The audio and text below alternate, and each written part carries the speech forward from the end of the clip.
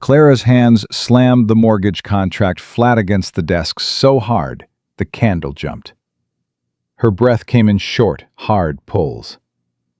11 families, 11 forged signatures, 11 parcels of land sitting directly in the railroad's path.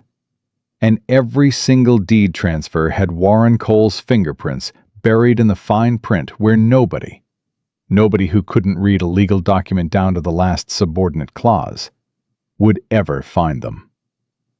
Her chair scraped back. She stood, walked to the window, pressed her forehead against the cold glass and said, out loud, to nobody, "You son of a bitch." Before we go any further with Clara's story, please subscribe to our channel and stay with us until the very end. Drop a comment below telling us what city you're watching from. I want to see exactly how far this story travels. Now let's go back to Clara. She had told herself, boarding the westbound stage in St. Louis with $43 and a carpet bag held together by determination and fraying leather straps, that she was done being the woman who trusted too much, done being the woman who read contracts for a living, and somehow failed to read the man sleeping next to her. Gerald Ashford had handed her documents for 2 years, smiling that particular smile of his, the one she'd mistaken for pride in her ability. And she had signed every one, without question, because she had loved him. That was the part she couldn't forgive herself for. Not the bankruptcy proceedings, not the investigation, not the morning she'd walked into Whitmore and Cross Legal and found her desk cleared and her key no longer fitting the lock. The part that kept her awake was simpler and worse than any of that. She had been good at her work, genuinely, remarkably good, and she had let love make her blind to the one thing she should have seen coming. She wasn't going to be blind again. Silver Bend, New Mexico Territory, in August of 1878, was a town held together by stubbornness and not much else. Ruth Weston had met her at the stage stop with the economy of a woman who'd stopped decorating her words sometime around 1860. "You're the one who answered the clerk posting." "Clara Ashford. Yes, ma'am." Ruth had looked her over the way you look at a fence you're considering trusting your weight to. "You can actually read legal documents. Not just read, understand them." "I worked 4 years at a law firm in St. Louis." "What happened to that position?" Clara had met her eyes without blinking. "My husband happened." Ruth had picked up one end of Clara's trunk without being asked. "Room's $12 a month, meals included. Mayor Holt's office is second building past the dry goods." She'd paused at the door. "Silver Bend's got a particular kind of trouble right now." "What kind?" "The kind that wears a good suit and holds your mortgage." Clara had wanted to ask more. She hadn't. The answers that mattered most were the ones you found yourself.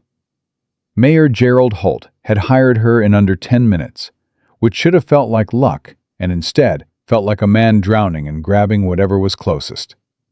His hand shook slightly when he mentioned the territorial assessor's visit in 6 weeks. The previous clerk had left without notice. The filing system was in a condition Clara recognized immediately. Not disorganized the way honest neglect produced, but confused in a deliberate pattern. Documents misfiled by date. Cross-references severed. The mortgage ledger from Cole's Bank and the official land registry separated into different boxes with different filing dates, as though someone had worked carefully to make sure they could never be read together. She'd started building her own index that same afternoon. "You're staying late again," Ruth said from the doorway at 7:30, holding a plate covered with a cloth napkin. "I brought supper." "Thank you." Clara didn't look up from the ledger. "Mrs. Weston, how long has Warren Cole been the only banker in this territory?" Ruth set the plate on the corner of the desk. "Going on 6 years. Why?" "Just getting a sense of the landscape." Ruth was quiet for a moment.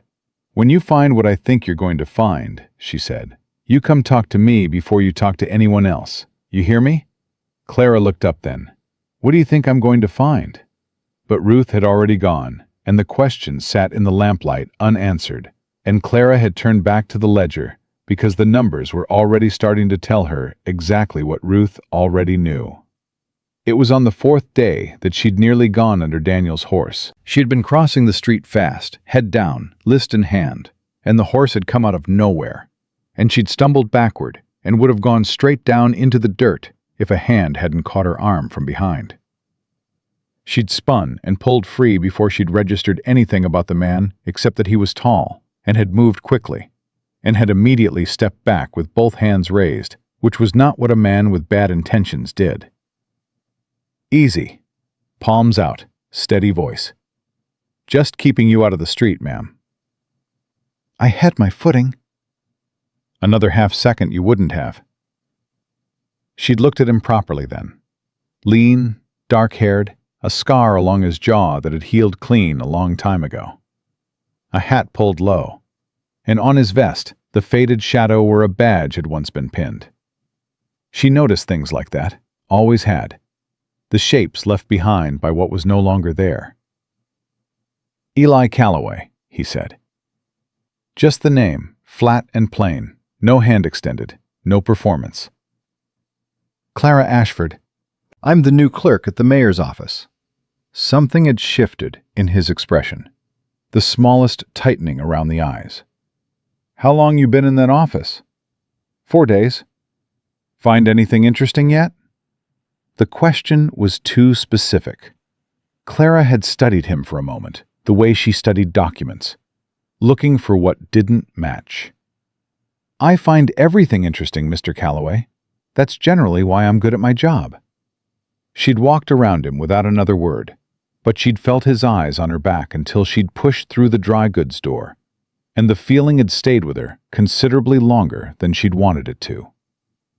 Ruth had answered her questions about him that evening, over a supper neither of them was fully concentrating on. "Pinkerton man," Ruth said. "Before he came here. Left 2 years ago." "He left voluntarily?"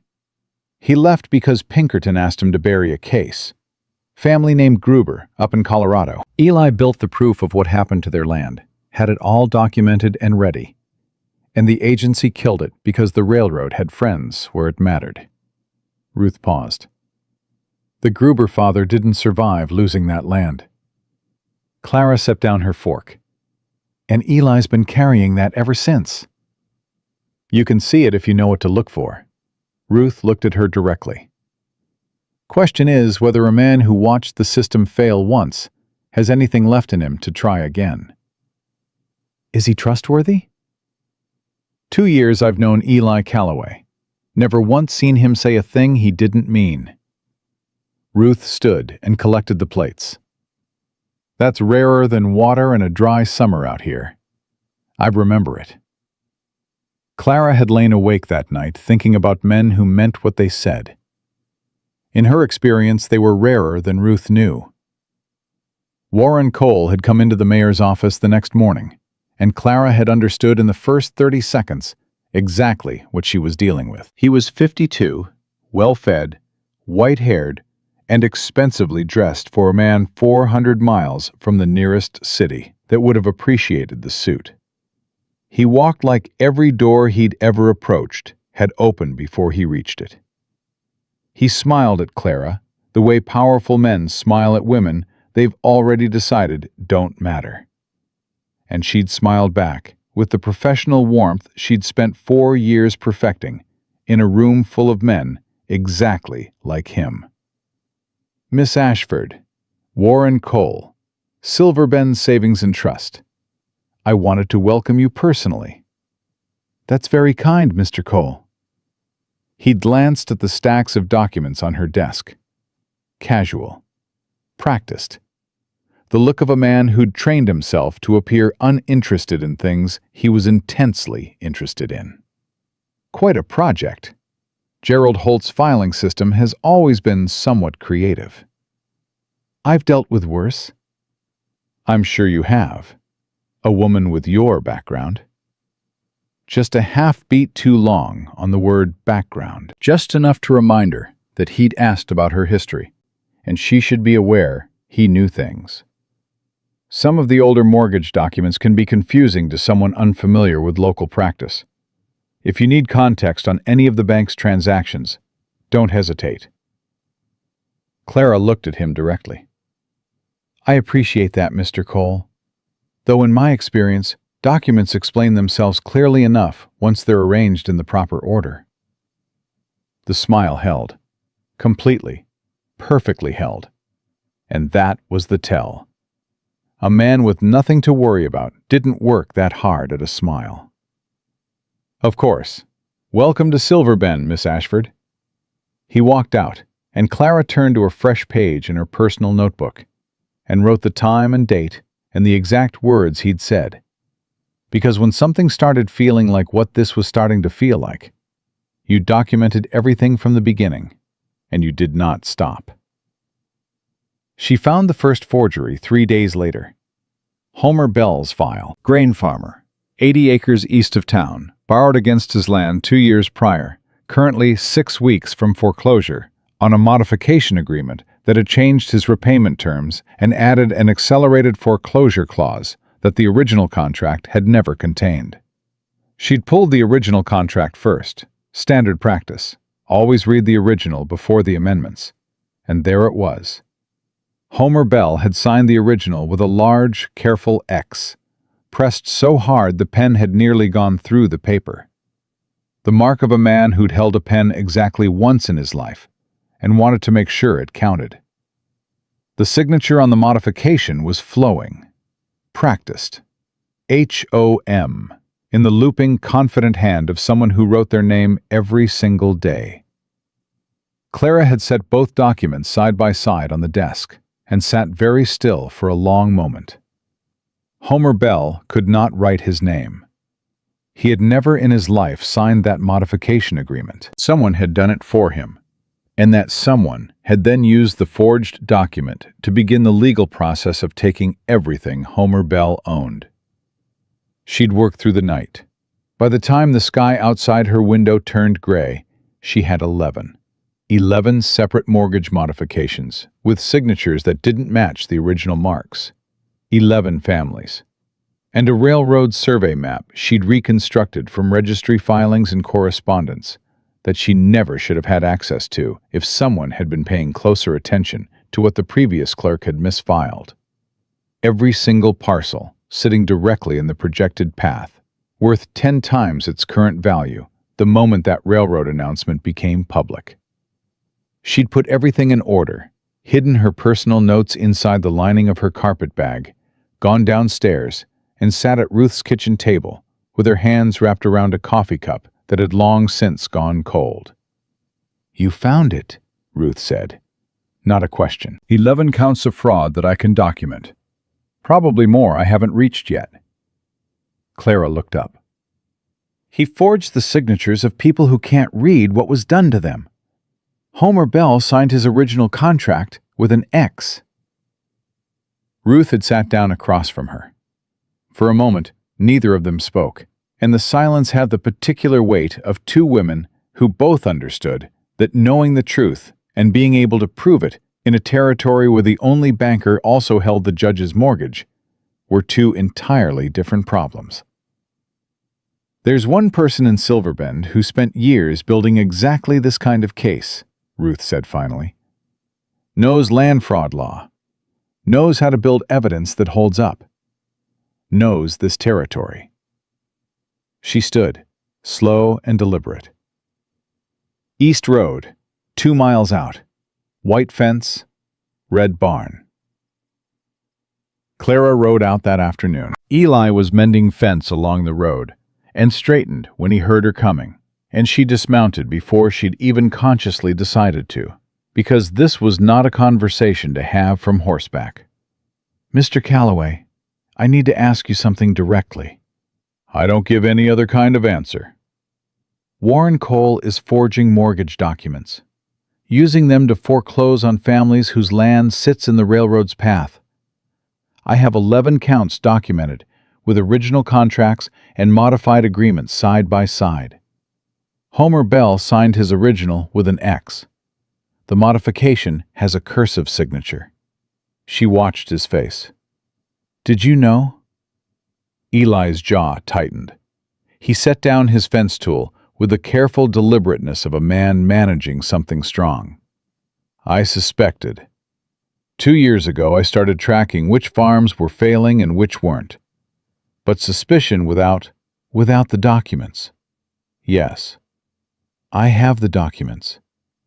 He looked at her for a moment that stretched longer than most moments. Then he crossed to where she stood and held out his hand. And she gave him the copied files, and he read them. All of them. Standing at the fence in the afternoon light, not rushing, turning each page the way a man turns pages when he knows exactly what he's reading and is making sure he hasn't missed anything. When he finished, he stacked them carefully. You rebuilt the railroad survey path yourself, he said. 4 hours. Registry filings and the correspondence records. How long ago did you find all this? I've been awake since yesterday morning. Eli looked at her, and something moved across his face that had nothing easy in it. Something that had been kept very still for a long time, and was deciding whether to move again. Cole's going to figure out what you found. When he does, I know. You came out here anyway. I came out here because 11 families are about to lose their land to forged documents, and I am the only person in Silverbend who can prove what those documents actually say. She met his eyes and didn't look away. I'm not asking you to protect me, Mr. Calloway. I'm asking you to work with me. You know the law. You know the territory. You know how to get evidence to someone who can act on it. I know what those documents say, and I can prove it in front of any court in this territory. She paused. The Gruber family lost because you didn't have a partner who could read the paperwork fast enough. I'm telling you, I can read it. Something cracked open behind his eyes then. Just briefly. Just enough for her to see what it had cost him. That case. That failure. The man who hadn't survived it. I have a contact in the Territorial Marshal's office, Eli said, his voice lower. Man named Webb. Honest, which out here is worth more than it sounds. But he'll need originals, not copies. Full documentation on all 11 transactions. He looked at the files in his hand. Cole's already suspicious of you. He came to the office. First morning I was there. Then we've got less time than you think. He handed the files back. 3 days. Can you have the full case built in 3 days? I can have it in 2. He studied her for a long moment, the way a man studies something he wants to trust and isn't sure yet that he should. Then, very quietly, my contact in Cheyenne. If Cole finds out you've been to see me before we get word to Webb, he won't find out tonight. Clara put the files back in her saddlebag. Tomorrow, I go back into that office. I pulled the quarterly bank ledgers. I have legal access to them. They're filed with the mayor. And I finish building the case from inside his own records. Every number Cole reported to the territory is in those files. He's never had a clerk who could read what they actually said. Eli was quiet for a moment. A hawk crossed the sky above them, slow and certain. I'll reach out to Webb tonight, he said finally. Clara remounted and gathered the reins. She was halfway down the road when she heard him call after her. Miss Ashford! She turned in the saddle. Be careful walking back to the boarding house tonight. His voice was flat, not dramatic, the voice of a man stating a fact. Cole had a man watching the mayor's office this afternoon. I saw him on my way into town. The words landed in her chest like a stone dropped in still water, the rings spreading outward, slow and cold. Cole already knew. She kept her face still, nodded once, and rode toward Silver Bend as the sun went down red behind the mountains. And she did not let herself think about what it meant that a man who forged the signatures of people who couldn't read was already watching the one woman in town who could. Until she was back in her room with the door bolted and her notes laid out in front of her, and the full weight of what she'd started pressed down on her shoulders like a physical thing. 11 families, 2 days, one contact in Cheyenne who might or might not get there in time. And somewhere in Silver Bend tonight, a man in Warren Cole's employ who had watched her walk in and out of that office all day and had reported back everything he'd seen. Clara picked up her pen. She had work to do. She worked until 2 in the morning, and then she worked some more. The quarterly bank ledgers were spread across the desk in the order she'd reconstructed them. 18 months of numbers that told a story Warren Cole had never intended anyone to read. The thing about fraud built on paper was that paper remembered everything. You could forge a signature. You could bury a clause in subordinate language on page 4 of a 6-page document. You could count on the fact that the people you were stealing from couldn't read well enough to catch you, but the numbers still had to reconcile. Somewhere in the chain of transactions, the money still had to go somewhere, and when Clara traced where it went, following the thread from the bank's reported assets to the actual land transfers to the accelerated foreclosure filings, the picture that emerged was so deliberate, so systematic, that she had to set down her pen and press both hands flat on the desk and breathe for a moment just to steady herself. Cole hadn't just been stealing land. He'd been building an inventory, parcel by parcel, family by family. Always the ones who'd borrowed against their property. Always the ones least likely to fight back. Always timed so the foreclosure proceedings landed in the same 2-month window, just ahead of what Clara now understood would be the official railroad survey announcement.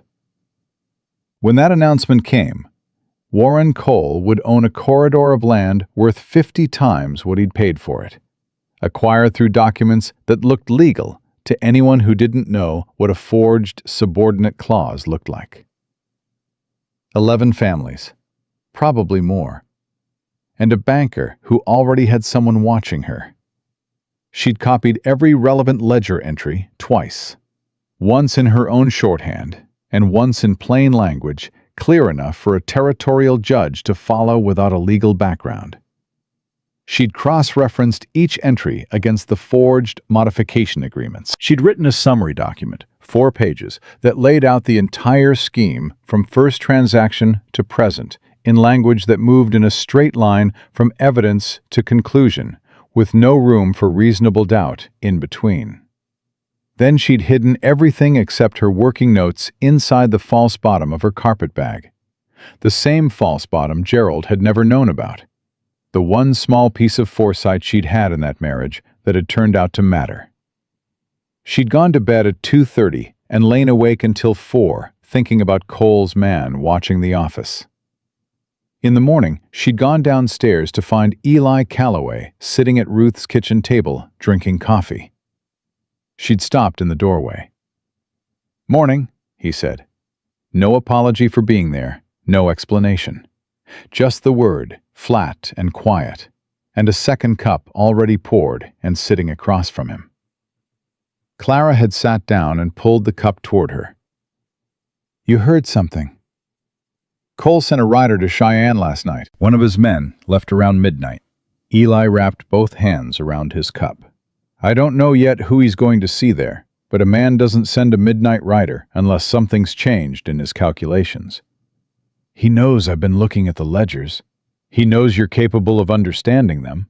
Whether he knows what you found yet is a different question." Eli looked at her directly. "How close are you?" "I finished last night. Full documentation. 11 counts, summary brief, cross-referenced against the ledger entries." She met his eyes. "I need to get to the originals in the mayor's office today. The copies I have are good enough to show the pattern. The originals are what convict him." Ruth set a plate of biscuits between them without a word and went back to the stove, which was the closest she ever came to expressing anxiety. "Getting to the originals means going back into that office," Eli said, "with Cole's man watching. I work in that office. There's nothing unusual about me being there." There's nothing unusual about you being there at regular hours. You go in before dawn and stay until midnight 2 days in a row. Cole's man is going to report that, and Cole is going to know exactly what kind of work that kind of hours requires. Clara wrapped her hands around the coffee cup. Then I need to look like I'm doing something other than what I'm doing. Eli was quiet for a moment. Mayor Holt has a county tax assessment he's been putting off for 3 months. Publicly miserable job. Requires pulling every property record in the office. He paused. Legitimate reason to be in those files all day. Completely explainable. Clara looked at him. You've been thinking about this since last night. I've been thinking about this since the day you rode out to my fence. He stood, set his cup in the basin. I'll be in town today. Not near the office. That would flag. But close enough. I know you don't need protection. His voice was even, not defensive. I'll be close enough that if something goes wrong, there's someone who knows what you were doing and why. That's not protection. That's backup. There's a difference. Clara looked at him for a moment. In her experience, men who made that distinction usually didn't mean it. Eli said it the way he said everything, like it was a simple fact that he had no interest in arguing about. Fine, she said. She was in the mayor's office by 8 o'clock, and by 8:15 she had pulled the county tax assessment files and spread them across 2 tables in a display of productive bureaucratic misery that she felt reasonably good about. The original mortgage documents were in the 3rd cabinet from the left. She worked through the tax files methodically, making real notes, because real work was the only convincing kind. And every 20 minutes, she found a reason to cross to the filing cabinets for a reference document. And every time she did, she removed one original file and slipped it into the tax assessment stack and kept moving. By noon, she had 9 of the 11 originals. She was reaching for the 10th when Mayor Holt appeared in the doorway, with Warren Cole standing directly behind him. Clara didn't move her hand from the cabinet. She finished pulling the file she'd been reaching for, a property tax record, legitimate, she'd planned for this, and turned around with it and set it on her stack, and looked at both men with the expression of a woman interrupted in the middle of tedious but necessary work. Miss Ashford. Holt's voice had the particular quality of a man being directed from just off stage. Mr. Cole was hoping to have a word. Of course. Clara sat down at her desk, folded her hands, and looked at Cole pleasantly. What can I do for you, Mr. Cole? Cole looked at the spread of files on the tables, at the stack on her desk. His eyes moved the way water finds a path. Not obviously, not in a straight line, but always moving toward the lowest point. Quite an undertaking. The county tax assessment. Mayor Holt mentioned it had been waiting. Holt made a small sound that might have been confirmation. I wanted to follow up on our conversation the other day, Cole said. About the bank's transaction records. I understand you've been reviewing the quarterly ledgers? As part of the assessment, yes. Property valuations require cross-referencing the financing records. Clara kept her voice entirely neutral. Standard procedure. I'm sure you'd find the same approach in any county clerk's office in the territory. Of course. That smile again, held too perfectly. I only mention it because some of those older ledger entries can be misread without context. I'd hate for any confusion to find its way into the official assessment. I appreciate your concern. Clara looked at him with the polite, empty attention she'd spent years perfecting on men who thought they were being subtle. I find that figures generally don't require much context, Mr. Cole. They either reconcile or they don't. Something moved behind his eyes, something that wasn't the smile at all. Indeed, he said. Well, I won't keep you from your work. He turned to go, then stopped, as if something had just occurred to him, which it hadn't. One more thing. I was sorry to hear about your difficulties back in St. Louis. A forgery investigation? That must have been a trying time. The room went very still. Clara held his gaze without blinking. "It was," she said. "I learned a great deal about how forgeries work, how they're constructed, how they're detected." She paused for exactly one beat. "Useful knowledge, as it turns out." Cole held her gaze for 3 seconds. 4. 5. Then he smiled, and it was the first time the smile had looked like something real. Not warmth, but acknowledgement. One player recognizing another. "Good day, Miss Ashford." He left, and Holt hovered in the doorway for a moment, looking like a man who wanted to apologize and didn't know how. And then he left too, and Clara turned back to her desk and sat very still until she was certain her hands had stopped trembling before she picked up her pen again. He knew. Not the specifics, not yet, but he knew she was a problem in a way he hadn't anticipated. The St. Louis comment had been a warning. I know your history. I know your vulnerability. I can use it. The question was how long she had before he decided warning wasn't enough. She had the 10th original before noon and the 11th by 2 o'clock. And by 3, she had the full set copied, cross-referenced, and the originals carefully replaced in their correct cabinet positions, filed exactly as she'd found them, and the complete documentation package assembled in her carpet bag with her personal copies and the summary brief.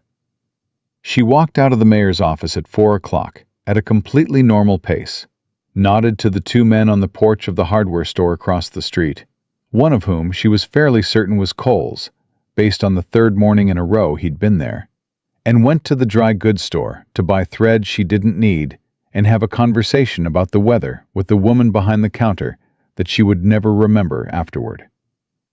Eli fell into step beside her on the walk back to Ruth's. He didn't appear from anywhere dramatic.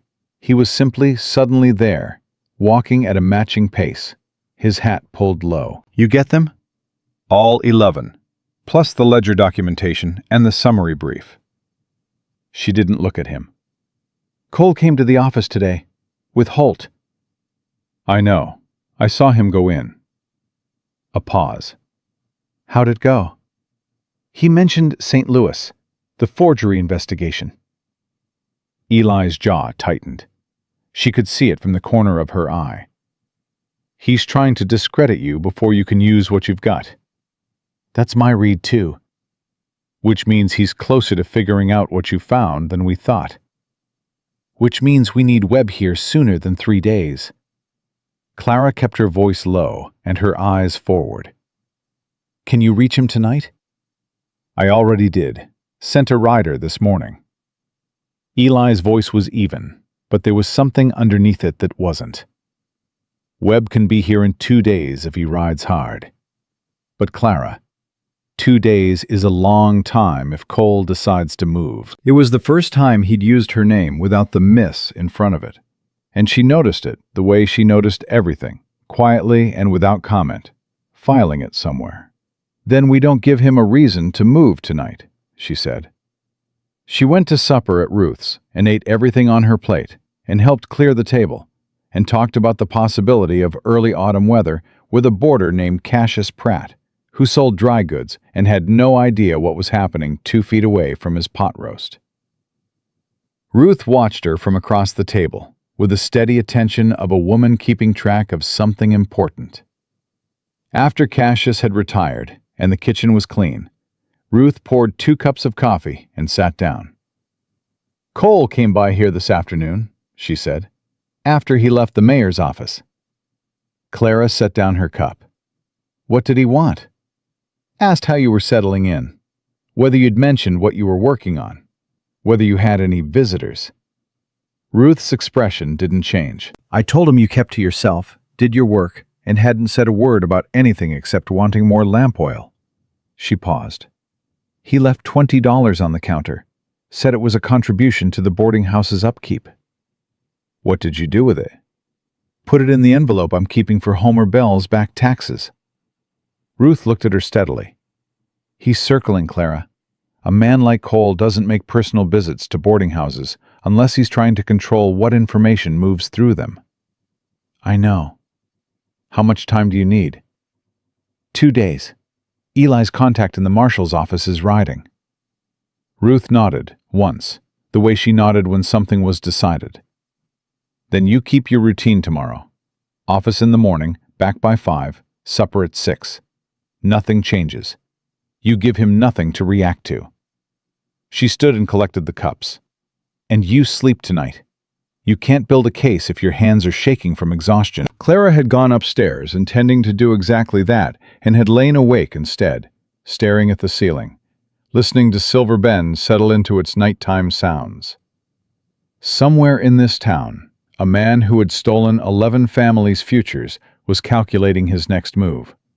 Somewhere east of town, on a ranch with a white fence and a red barn, a man who'd watched the system betray him once was deciding whether to trust it again. And in a carpet bag under the floorboard beneath her bed, she'd pulled one board up the first night she'd arrived, another habit from a marriage that had taught her not to leave valuables where they could be found, was the complete documentation of everything Warren Cole had done, every forged signature, every falsified date, every family reduced to a number in a ledger entry. Homer Bell's X, pressed hard into paper he'd believed was protecting him.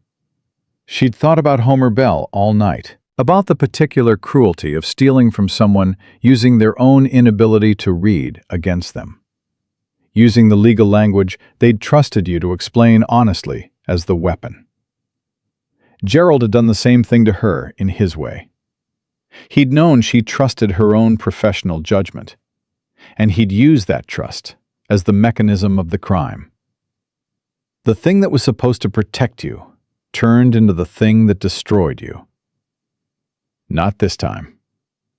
At 6 in the morning, she heard a soft knock at her door. Not Ruth's knock. Ruth knocked like a woman who'd decided something.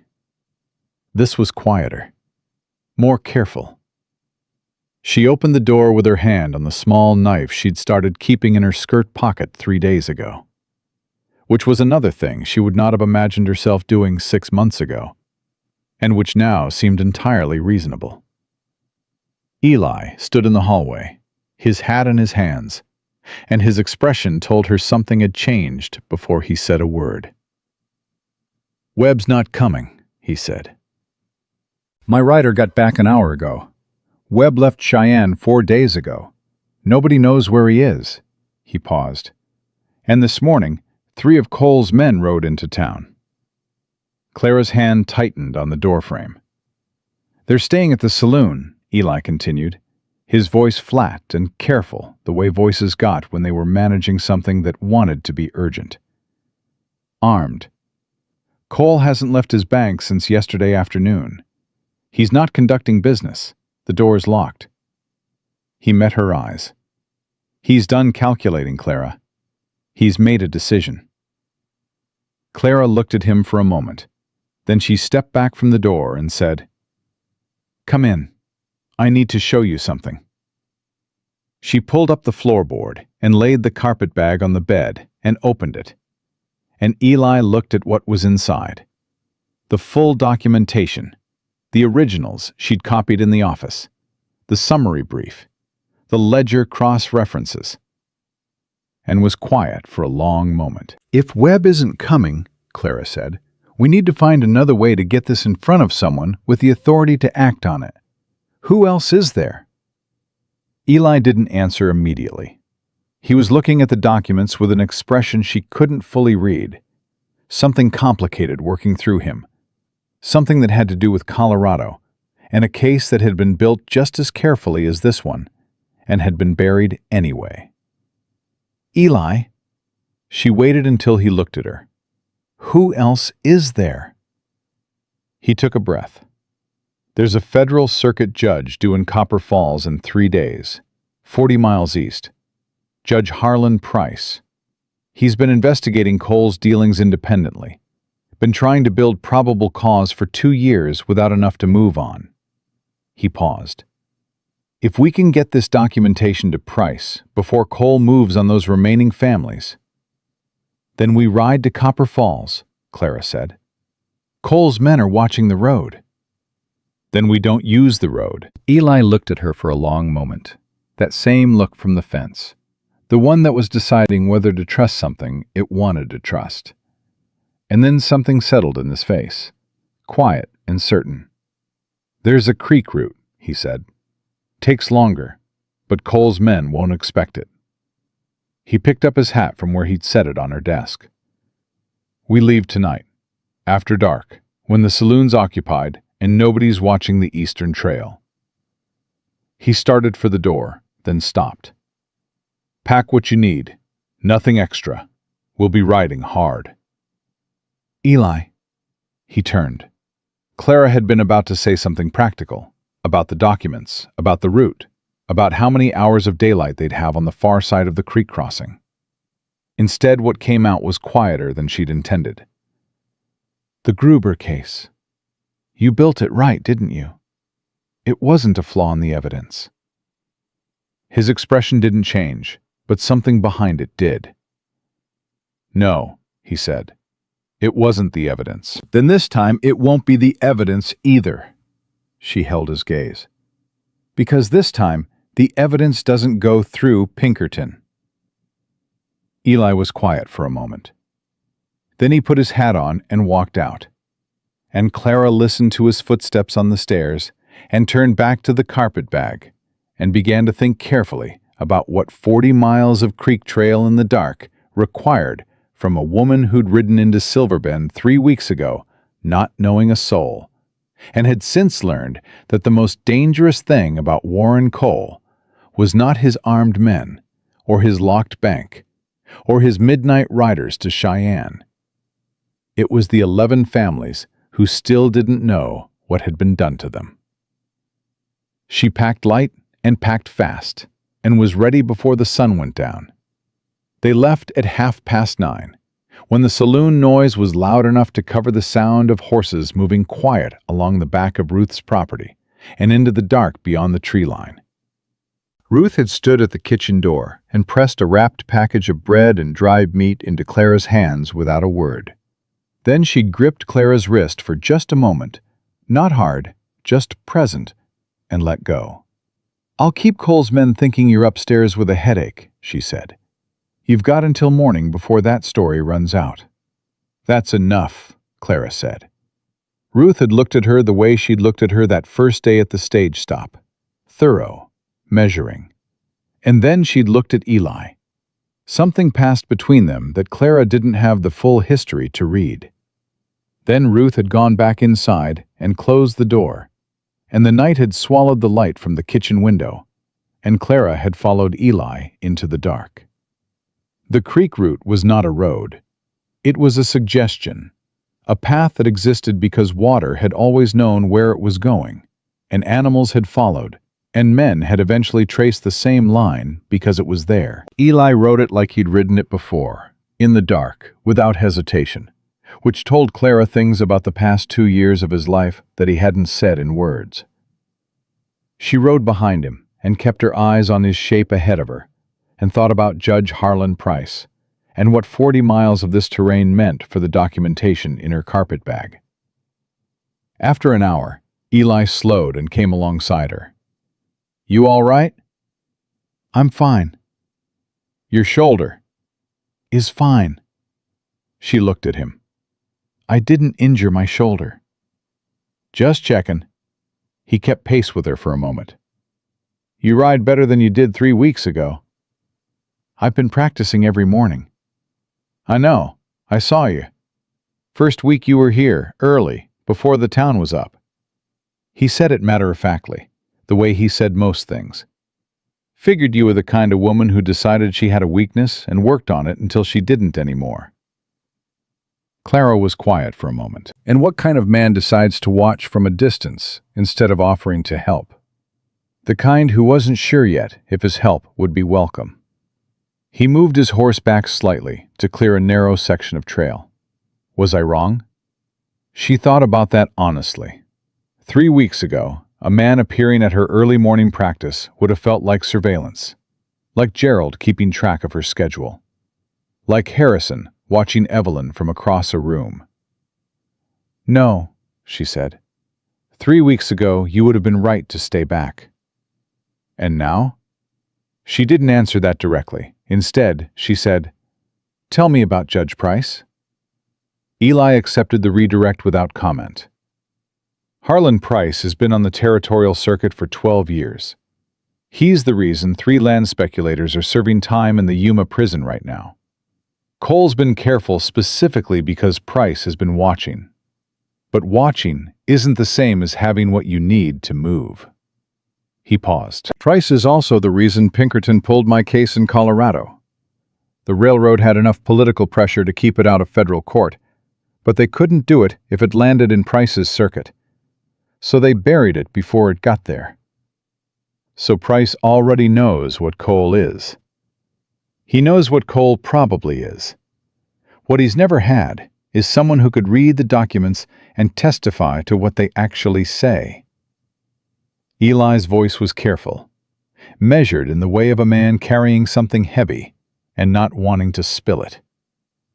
A woman who worked in a law firm in St. Louis for 4 years, who can look a jury in the eye and explain what a forged subordinate clause looks like and how she knows it's forged. He paused. That's the piece that's been missing. Clara held that thought for a moment, feeling its weight. She hadn't thought of herself as the missing piece of anything in a long time. Gerald had systematically dismantled her confidence in her own judgment over 2 years, quietly and thoroughly, the way you dismantle something you want to use as raw material. She'd arrived in Silverbend thinking she was starting over. She hadn't understood yet that starting over and starting from scratch were different things. She was bringing everything she'd ever been, including the parts Gerald had tried to take. "He's going to ask about St. Louis," she said. "Yes." "He's going to ask about the investigation, about Gerald, about the forgery charges." "Yes." "And Cole will have already sent word ahead." She kept her voice even. "By the time we reach Copper Falls, Price will have received correspondence from Cole suggesting I'm an unreliable witness with a history of involvement in fraudulent documentation." "Probably." "You knew that when you said we should ride to Price." "Yes." Clara looked at the darkness ahead of them. "And you still think it's the right move because the documents don't have a history," Eli said quietly. "Cole can attack your credibility. He can't change what Homer Bell's X looks like next to a cursive signature. He can't change what the ledger numbers say when you line them up against the foreclosure filings. The documents are the case, Clara. You're just the person who can explain them to a judge." He paused. "And that's enough." She rode in silence for a while after that, turning it over. The creek moved alongside them, steady and indifferent to everything happening on its banks. And the sky overhead was enormous and full of stars in the way that still surprised her about this part of the world. St. Louis had never had a sky like this. St. Louis had buildings and gas lamps and the comfortable confinement of a city that organized itself around human priorities. Out here, the sky just was, vast and unasked for, and you were very small beneath it, and for the first time in a long time, that felt like a relief rather than a threat. They were 2 hours out when Eli put his hand up sharply and stopped. Clara pulled her horse up and listened. Riders. Behind them and to the north. Not close, not yet, but not far enough. "Cole's men," Eli said, barely a sound. "How did they know the creek route?" They didn't. His voice was low and fast. "They're sweeping, covering multiple routes at once. Standard search pattern." He turned his horse. "There's a cut east of here. Takes us away from the creek and up through the ridge. Longer by 40 minutes. But they won't have enough men to cover it." "Then we go." They moved fast, and quiet fast was harder than loud fast, requiring a constant management of pace and ground and breath, that left no room for thought beyond the immediate. Clara focused on Eli's shape ahead of her, and the placement of her horse's feet, and the sound behind them that was sometimes closer and sometimes not, and never fully went away. An hour later, Eli slowed. The sound behind them had been gone for 20 minutes, but he'd waited to be sure before he let them breathe. "They'll find the creek trail empty and report back," he said. "Cole will know we got out." "Then he'll move on the families." Eli's jaw was tight. "Maybe.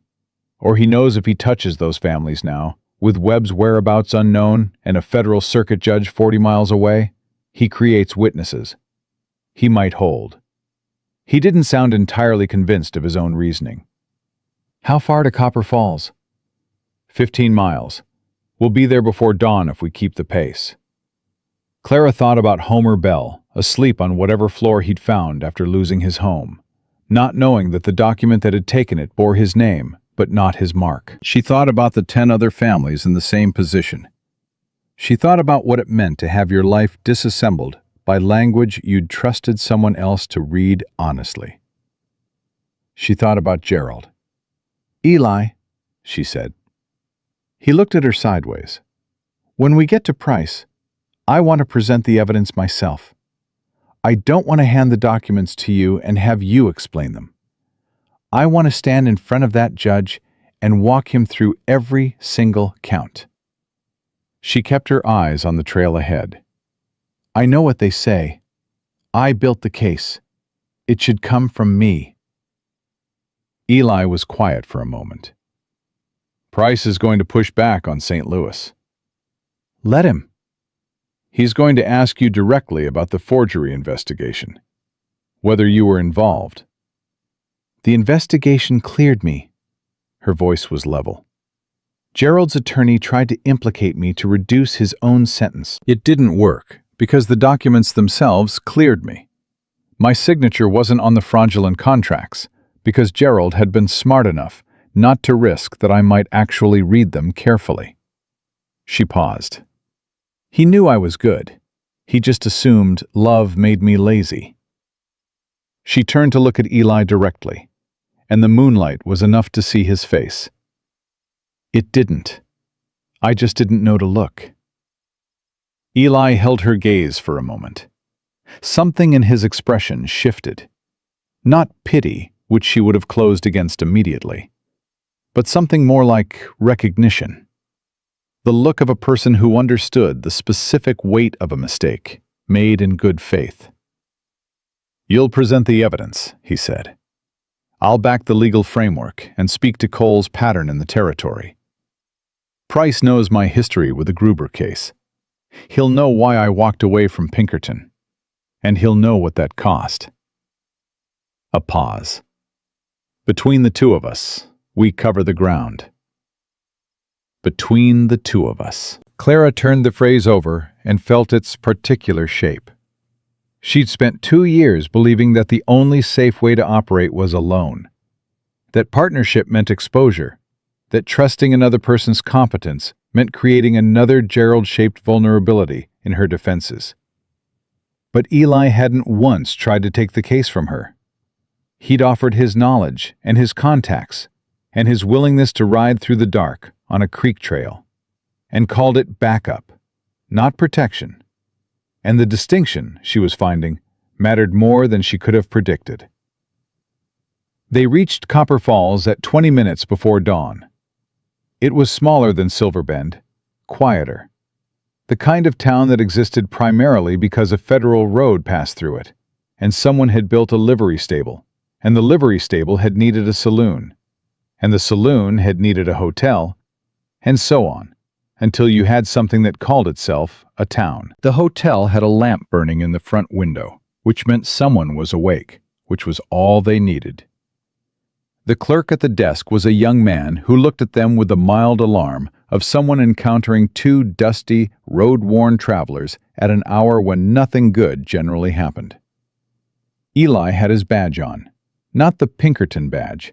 Clara noticed he didn't reach for it even as a reflex, but a territorial deputy commission he'd apparently been carrying since before he left Silver Bend. which she was going to have questions about later. "Judge Harlan Price," Eli said. "He's registered here. What room?" The clerk blinked. "Sir, it's not yet—" "What room?" 14, but they were already moving. Eli knocked on the door of room 14 with 3 sharp raps that said this was not a social call and would not be resolved by pretending to be asleep. A long moment passed.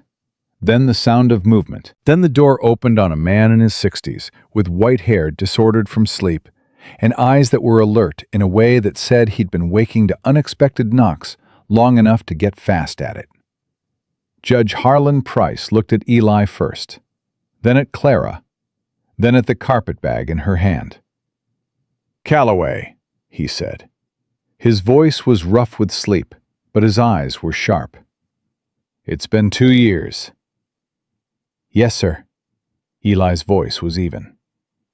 "I have documentation of a federal fraud case out of Silver Bend. 11 counts confirmed, probable additional counts under investigation. The person who built the case is standing next to me." He paused. "We need an hour." Price looked at Clara. She met his gaze without apology and without performance, the way she'd learned to meet rooms full of men at Whitmore and Cross. Clear and direct and entirely prepared. "You're the new county clerk," Price said. "Yes, sir. Clara Ashford. I have the original mortgage documents, forged modification agreements, complete ledger cross-references, and a summary brief of the full scheme." She held up the carpetbag. "Warren Cole has 3 armed men in Silver Bend. His contact in Cheyenne, we believe it may be your marshal, Webb, has been unreachable for 4 days. If you need to move on this, you need to move today." Price was silent for a moment that lasted long enough that Clara felt it in her chest. Then he stepped back from the door. "Come in," he said, "and start from the beginning." She started from Homer Bell's ex. She laid the original contract on Price's table, and then laid the modification agreement beside it, and pointed to the signatures without saying anything. And she watched Price's face do what every face did when it saw the 2 documents side by side. A quick sequence of comprehension, disbelief, and then a cold, settling certainty. Then she walked him through all 11 counts in the order she'd documented them, methodical and unhurried, the way you walked a judge through evidence when the evidence was solid enough to stand on its own and didn't need theatrical help. Price asked 3 questions in the first 30 minutes, and all 3 were the right questions. The kind that came from a man who understood the legal architecture of what she was describing and was testing the load-bearing walls. She answered all 3 without hesitation. After an hour, Price sat back and looked at the documents spread across his table and was quiet for a long moment. "The railroad survey," he said. "How did you reconstruct it?" "The survey correspondence was misfiled in the county registry, I believe deliberately. It was in a box dated 6 months before it should have existed. Whoever misfiled it was probably expecting the previous clerk to not look carefully at dates." Clara paused. "I look at dates." Price looked at her for a moment with an expression she recognized from the better partners at Whitmore and Cross. The expression of a person recalibrating an estimate upward. "You said you worked for a law firm in St. Louis?" "Yes, sir. I received a telegram from Warren Cole yesterday evening suggesting you were an unreliable witness with a history of involvement in fraudulent documentation." "I expected that," Clara said. "The investigation in St. Louis cleared me completely. Gerald Ashford's attorney attempted to implicate me and failed. I can provide the case number and the name of the presiding judge. You can have it verified inside of 2 hours by telegraph." She held Price's gaze. "Cole sent that telegram because he knew I was coming. He knew I was coming because he's been watching me since my 3rd day in his town. A man only watches a county clerk that carefully if he's afraid of what she can read. Price was quiet. Then he turned to Eli. Webb? Gone 4 days. No word. I know, and old and tired. Webb's been in my pocket for a year, and Cole's had someone watching my correspondence since the spring. He stood, moving to the window with the unhurried deliberateness of a man making decisions. I've been building toward this for 2 years, Calloway. I had pattern and history, and not enough to move on. Miss Ashford just gave me enough to move on. He turned back to them. I'm going to need you both in Silverbend when I arrive. I'm going to need the originals entered into the official record before Cole has a chance to remove or alter them. And I'm going to need Miss Ashford to testify to how and where she found each document and what it demonstrates. When are you moving? Eli asked. I'll have 6 federal deputies riding with me by 8 this morning. We'll be in Silverbend before noon. Price looked at Clara directly. Can you be there before we arrive and secure the original files? Clara thought about Cole's 3 men at the saloon, about Ruth with her steady hands and her locked doors, about 11 families who'd lost everything to language they couldn't read, and a system that had assumed nobody would look closely enough to catch it. Yes, she said. Price nodded once. Then you'd better ride. She was already moving before Eli reached the door, the carpetbag over her shoulder, every document accounted for, the case intact and solid, and built from the ground up by hands that had learned the hard way what forgery looked like, and had promised themselves, somewhere in the wreckage of a St. Louis courtroom, never to be on the wrong side of that knowledge again. Eli caught up with her at the top of the stairs and said nothing, just matched her pace, and that was enough. Outside, the sun was just beginning to clear the ridge to the east, flat and bright and without apology. And Copper Falls was stirring itself awake around them. And 40 miles away, Warren Cole was sitting in his locked bank with 3 armed men, and no idea that the woman he'd been watching for 3 weeks had spent the night building the case that would end him, document by document, signature by signature, all the way back to the first X that Homer Bell had pressed into paper he'd believed was protecting him. They rode hard for Silver Bend, and the sun came up behind them, and neither of them looked back. They pushed the horses as hard as the terrain allowed, and didn't speak much, because there wasn't much to say that the ride itself wasn't already saying. 40 miles had taken most of the night, going slow and careful through the creek route. Going back on the main road in daylight would be faster and more exposed, and Eli had weighed that out loud for exactly 30 seconds before Clara had said the road, and he'd nodded and they'd taken it. The sun was fully up by the time they hit the halfway point, and the morning was the kind of clear and hard that made distances look shorter than they were. Clara's back ached from the hours in the saddle, and she ignored it the way she'd learned to ignore most physical discomfort over the past 3 weeks, by giving her attention entirely to the problem in front of her instead. When we get there, she said, I go straight to the mayor's office. Cole's men will see you come in. Yes, and they'll report to Cole that I'm back and going about my regular work. She kept her eyes on the road, which buys us time before he understands what's actually happening. He's going to know something happened. You were gone all night. Ruth told them I had a headache. People with headaches sometimes feel better in the morning. She glanced at him. How long before Cole figures out we went to Price? Depends on whether his man in Copper Falls is awake at 5 in the morning. Eli's voice was measured. Best case, he doesn't know until Price rides in. Worst case, he got word an hour after we left the hotel. Then we plan for the worst case, which means Cole may try to move the original documents before Price arrives. He can't move what's already logged into the official assessment record. Clara had been thinking about this since they'd left Copper Falls, turning it over the way you turned over a problem that had one solution if you could get to it fast enough. I started the county tax assessment 2 days ago. Every document I pulled for that assessment was logged in the official register. Date, file number, cabinet location. It's a legal record. Cole can remove the physical files, but he can't remove the register entries without destroying a public document in front of witnesses. She paused. As long as I get to that register before he does, and the entries are complete and dated, the chain of custody is intact even if the originals go missing. Eli was quiet for a moment. You thought of that at 5 in the morning after riding through the night. I thought of it at 3 in the morning. I've had 2 hours to refine it. He made a sound that might have been a laugh under different circumstances. All right. You go to the office, complete the register entries, secure what you can. I'll find Ruth and make sure she knows Price is coming, and when. He adjusted his hat against the sun. And I'll keep eyes on Cole's men at the saloon. Don't engage them. I know how to watch without engaging. I know you do, Clara said.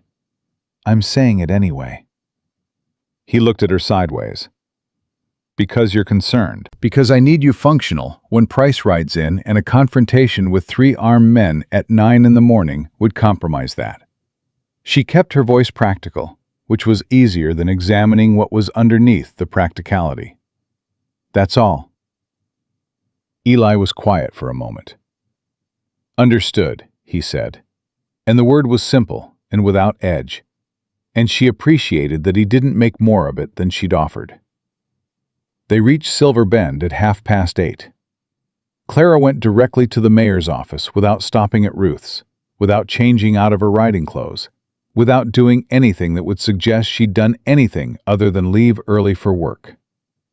She unlocked the office, hung her coat, set the carpetbag under the desk with her foot resting against it, and pulled the assessment register to the center of the desk. The register was a bound ledger, official territorial property, every entry dated and signed by the clerk of record. Her entries from the past 2 days were there. Every document she'd pulled, every cabinet and file number, logged in her clean, precise hand. She worked through the remaining entries she hadn't completed the day before, dating them correctly, signing each line, building the paper record of exactly which documents had been reviewed and when and by whom. She was on the 9th entry when she heard the door. Cole didn't knock. He walked in the way he'd walked into every room she'd seen him enter, like the space had been waiting for him, and he closed the door behind him with a careful click that was worse than a slam. His 3 men were not with him. That was the first thing she noted. The second was that he was not wearing his banker's smile. You were in Copper Falls this morning, he said. Clara didn't look up from the register. Good morning, Mr. Cole. Don't.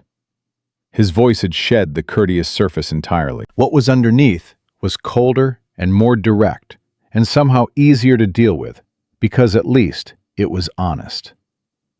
My man in Copper Falls watched you and Calloway walk into Harlan Price's hotel at 4:30 this morning. I'd like to know what you gave him. I'm completing the county tax assessment. She made the next entry, dated it, signed it. That's the work I was hired to do. Clara. He moved to the desk and put both hands on it and leaned forward. And it was the first time he'd used her given name, which was meant to be intimidating, and was instead clarifying. Because a man who dropped the pretense of courtesy was a man who decided the pretense was no longer useful. I know what you found. I've known since the day you asked Holt for the bank's quarterly ledgers. You are a clever woman, and I have genuinely underestimated you.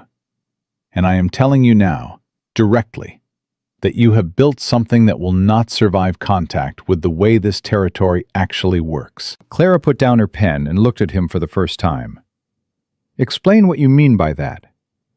I mean that I have been operating in this territory for 6 years. I have relationships with every significant political figure between here and Santa Fe. I have the railroad's backing, which means I have the backing of every investor and legislator connected to the railroad, which is most of them. He straightened. Harlan Price is one judge on one circuit. Whatever you gave him last night, it's going to run into the same wall every other attempt to move against me has run into. And when it does, You will be the county clerk who wasted the court's time with a fraud allegation that didn't hold up. And you will have done it with a history of involvement in a forgery case in St. Louis." He let that land. "I am offering you a way out of that outcome." "What way out?" "Leave Silver Bend. Today. I'll provide a letter of reference. I'll ensure your name is never connected to any of this." You go back east, somewhere far from New Mexico territory, and we never speak of it again. He paused. "You're a talented woman, Miss Ashford. Genuinely. I'd hate to see that talent destroyed over a case that isn't going to go the way you believe it will." Clara looked at him for a long moment. She thought about Gerald, who had also told her she was talented, who had also framed her destruction as something that would be a shame, a waste, a pity, always positioning himself as the reluctant cause of a consequence she could avoid if she simply cooperated. She thought about Homer Bell's ex. She thought about Price's face when he'd seen the two signatures side by side, and the cold, settling certainty that had moved through his expression. "You forged the signature of a man who can't write his own name," she said quietly. "You used his illiteracy as the mechanism. You knew he couldn't read what you'd done to him. You counted on it." She picked up her pen. "That's not a business dispute, Mr. Cole. That's not a difference of interpretation. That is a deliberate crime committed specifically against people you believed would never have the means to catch you." She made the next entry in the register, dated it, signed it. "I am not leaving Silver Bend." Cole was very still for a moment. "You're making a serious mistake," he said. "I've made serious mistakes before." She turned to the next page of the register. "I know what they look like. This isn't one." He left without another word, and the door closed behind him with the same careful click as before. And Clara set down her pen and pressed both hands flat on the desk and breathed slowly through her nose for 30 seconds. Because her heart was moving considerably faster than she wanted it to, and she needed her hands steady for the remaining entries. 11 entries. She had 4 left. She finished them in 20 minutes. Then she opened the carpet bag and removed the documentation package.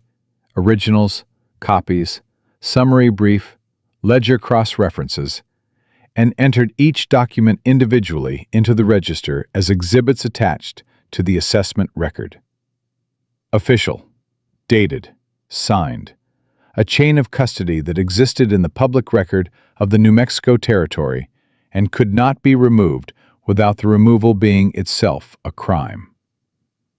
She was closing the register when Ruth appeared in the doorway, moving with the purposeful speed of a woman covering ground efficiently.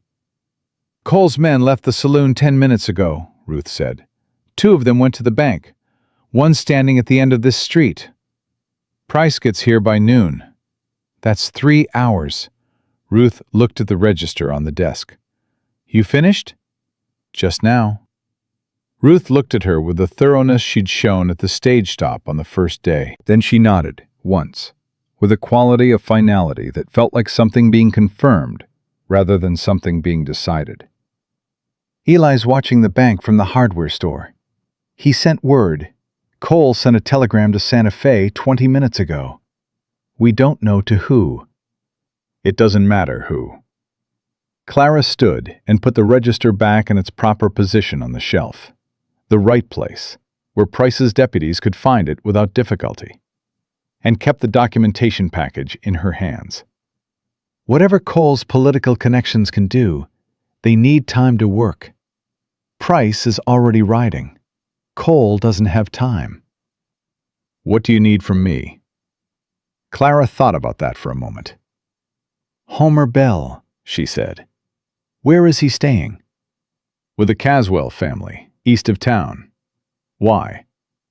"Because when Price arrives, and this goes into the official record, Homer Bell is going to need to understand what happened to him and why.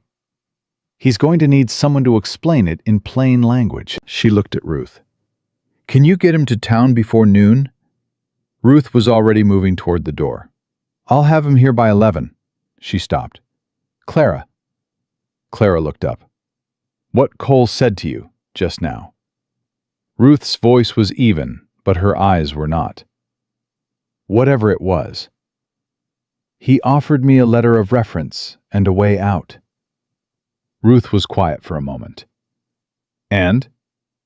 I have 4 entries left in a register that don't complete themselves. Ruth's mouth moved in something that was almost a smile.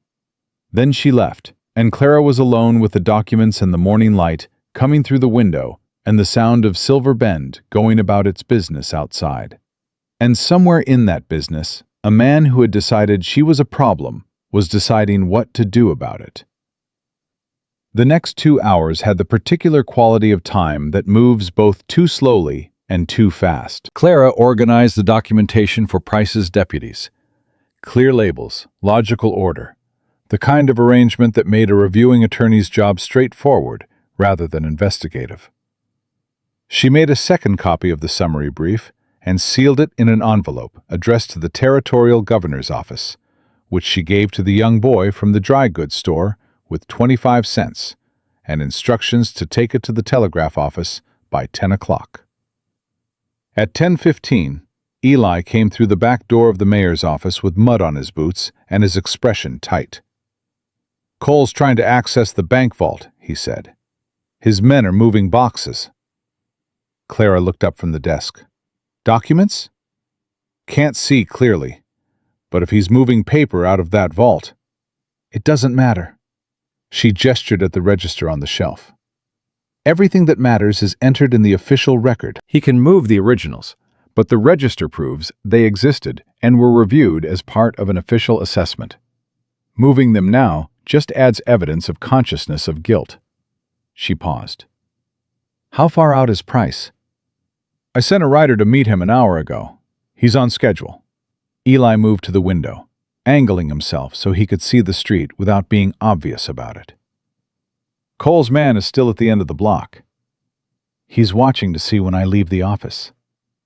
Or watching to make sure you do leave. Eli turned from the window.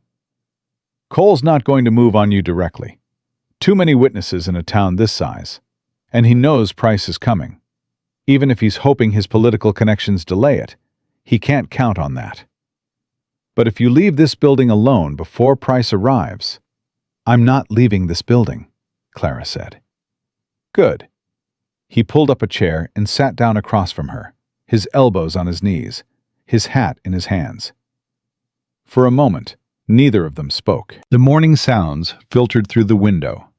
The hardware store, 2 women talking in front of the dry goods, a horse somewhere getting impatient about something.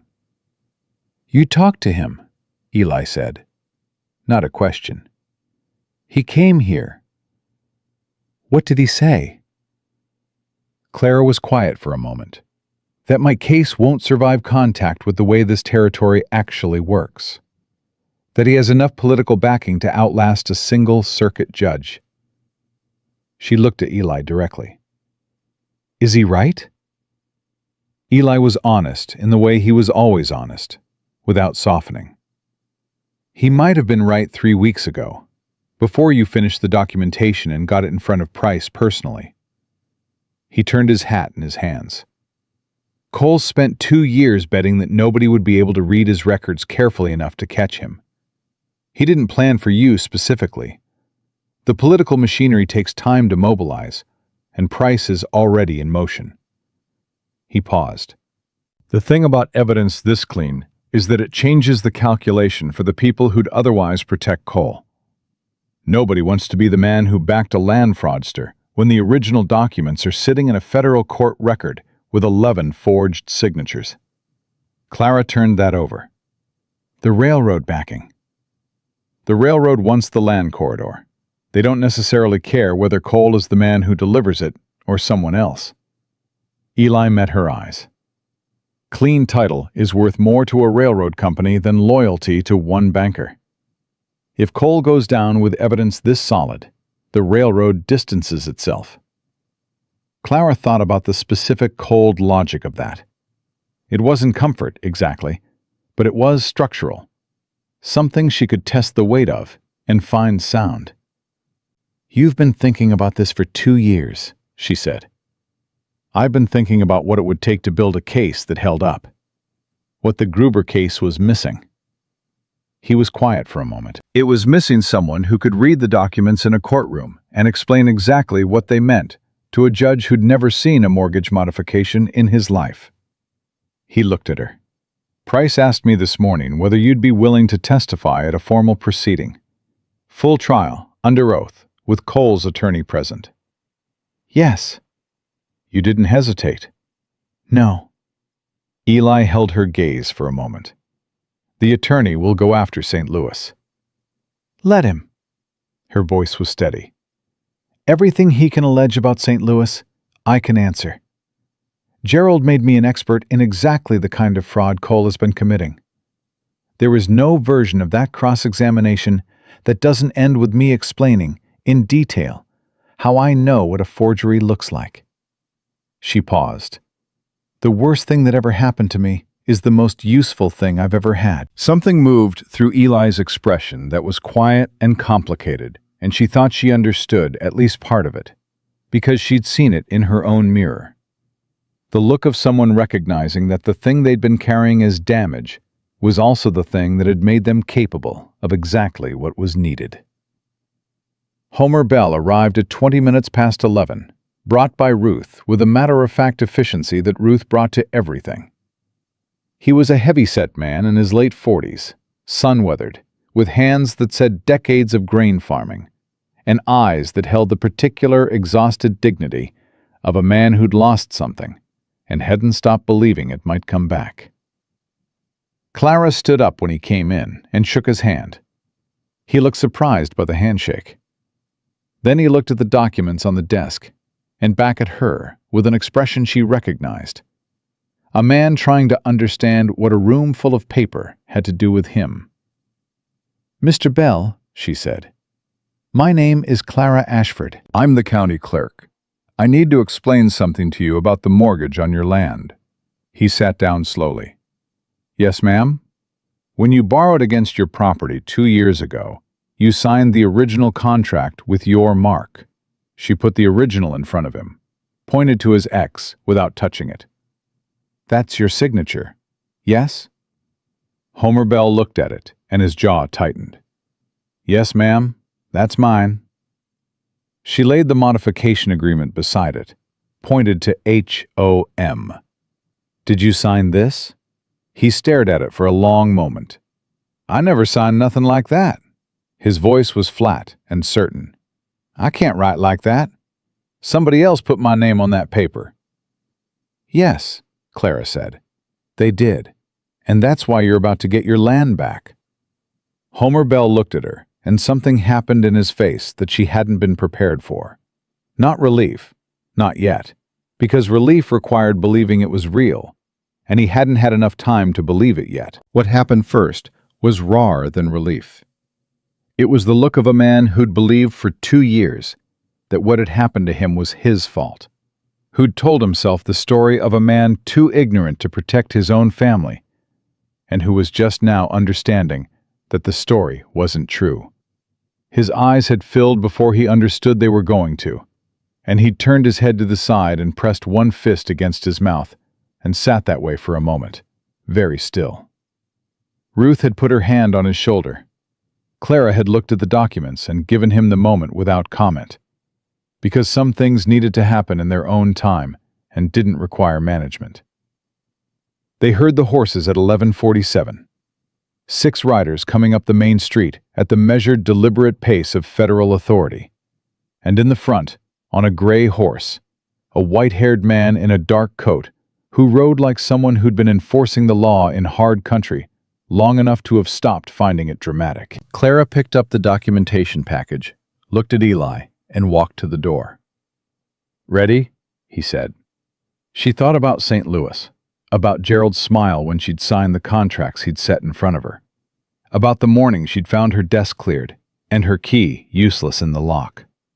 about the stage west with $43 and a carpet bag, and the decision to be done being the woman who trusted too much, which had turned into something more complicated and more honest than she'd known how to articulate then.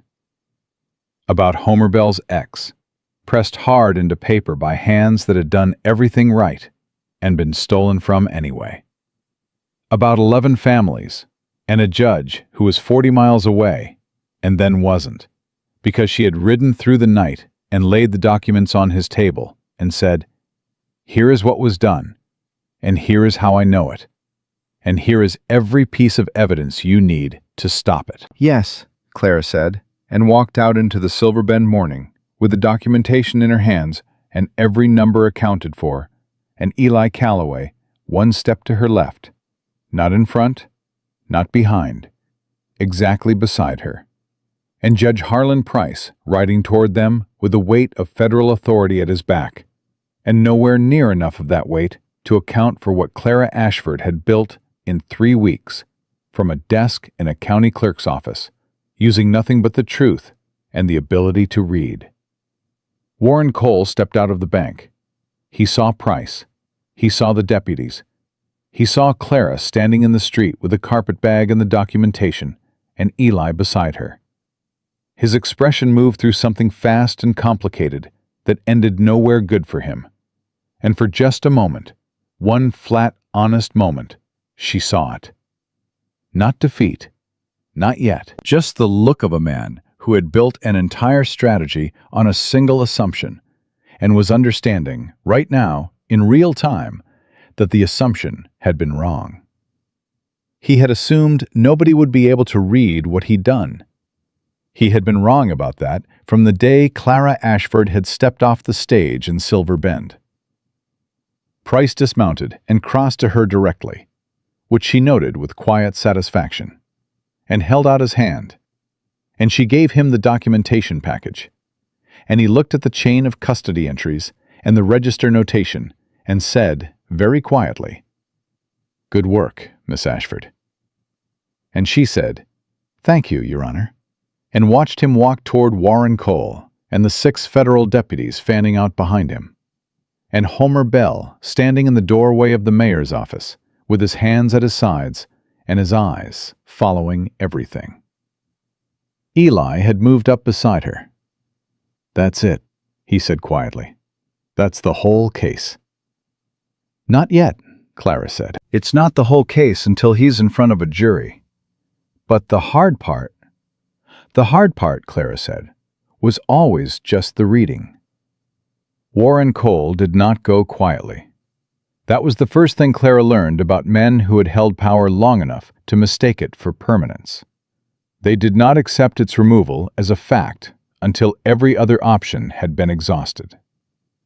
Cole had stood in the street while Price's deputies moved toward the bank, and he had done what men like him always did when the legal architecture failed them. He had reached for something older and simpler.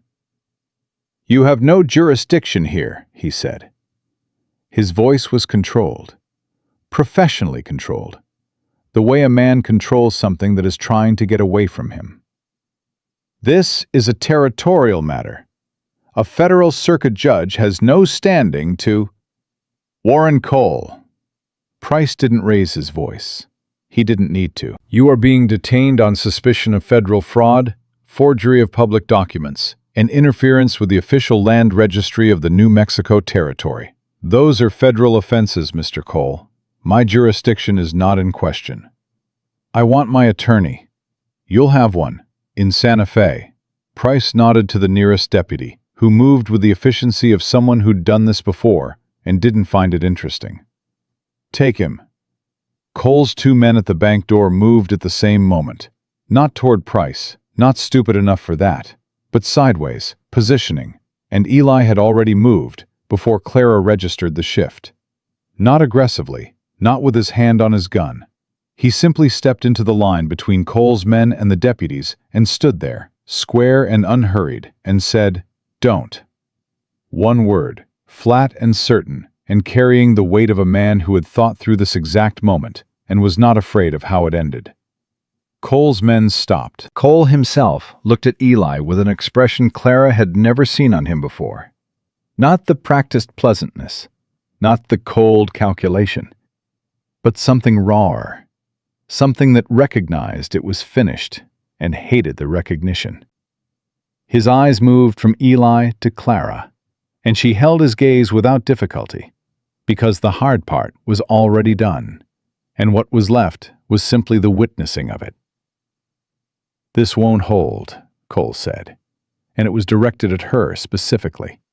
And they both knew it was no longer true, and he was saying it anyway because some men needed the last word, even when the last word meant nothing. "The documents will hold," Clara said. "They always do." The deputy put a hand on Cole's arm, and he went, because there was nothing else to do. And it was over in the way that things built on a foundation of fraud were always eventually over. Not with drama, but with the simple insistence of evidence that had been waiting all along for someone to read it. The next 3 hours were procedural and exhausting and necessary. Price's deputies secured the bank and began the formal inventory of Cole's documents under Clara's guidance. She was the only person present who could move through those records quickly and accurately, and Price had understood that from the beginning. She worked through the vault systematically, flagging every file that connected to the 11 documented cases and 4 additional ones she found in the process of the inventory, bringing the total to 15 families whose mortgage modifications bore signatures they had never made. Price worked beside her for part of it, asking questions that were precise and never redundant, and she answered them the same way, and after the second hour he said, without looking up from the document he was reviewing, "You should consider the law formally, Miss Ashford." She'd looked at him. "I was told 4 years ago that women didn't take the bar examination in Missouri." "Things change." He turned the page. "New Mexico Territory has been known to be pragmatic about such matters when the person in question has demonstrated adequate competence." He paused. "You have demonstrated adequate competence." She hadn't responded to that immediately, because the idea required more space than the vault of Warren Cole's bank could provide, and she filed it somewhere in the back of her mind, where things went when they were too large to examine in the middle of something else.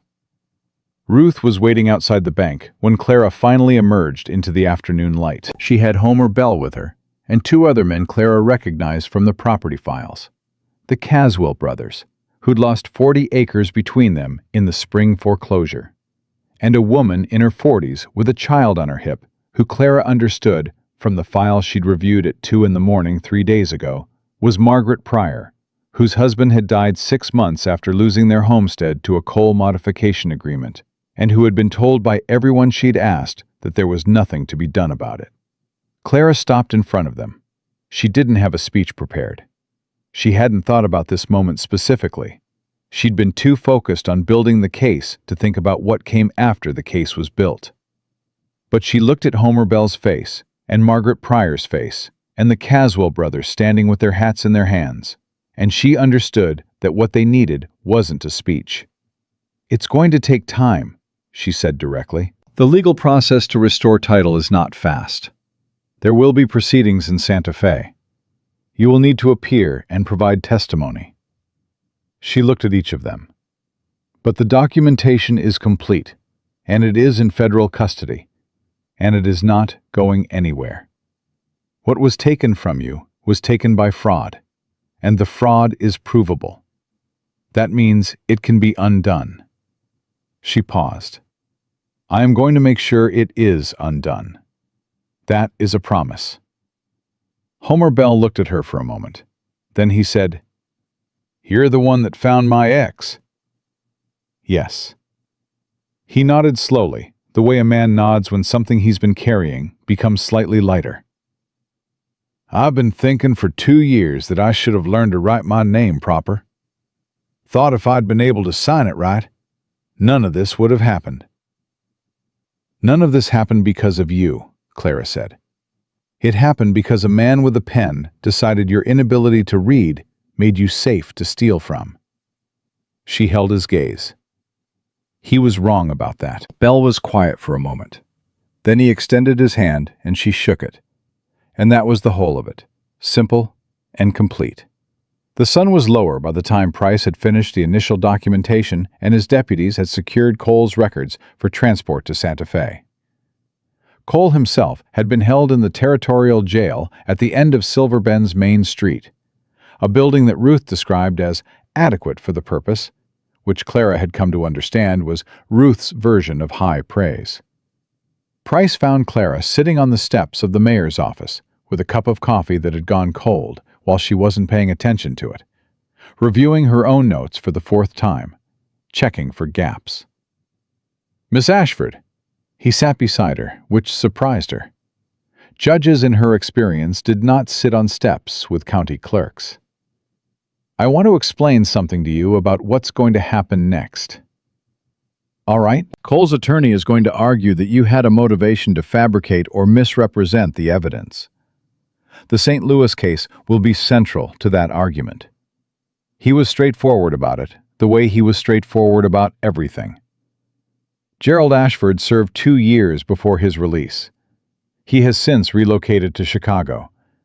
His attorney, who attempted to implicate you, was subsequently disbarred for unrelated misconduct. He paused. "I have already verified all of this by telegraph this morning." Clara turned that over. "You verified my history before you let me present the evidence?" "I verified it simultaneously."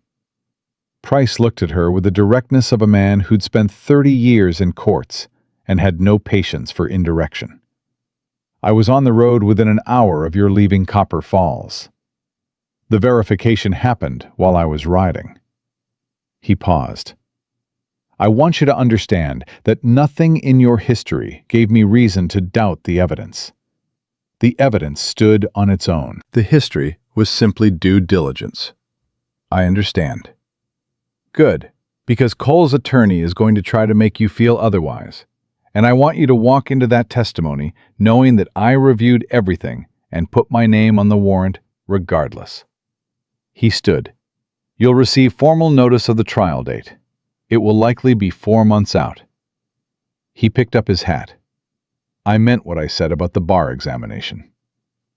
He left, and Clara sat with her cold coffee and the evening coming in over Silver Bend, and thought about 4 months, and a trial, and a bar examination, and a territory that had been known to be pragmatic, and the entire impossible shape of what her life had become since she'd boarded a stage with $43 and the decision to be done trusting too much, which had somehow turned into trusting more carefully, and building something out of that care that she hadn't known she was capable of.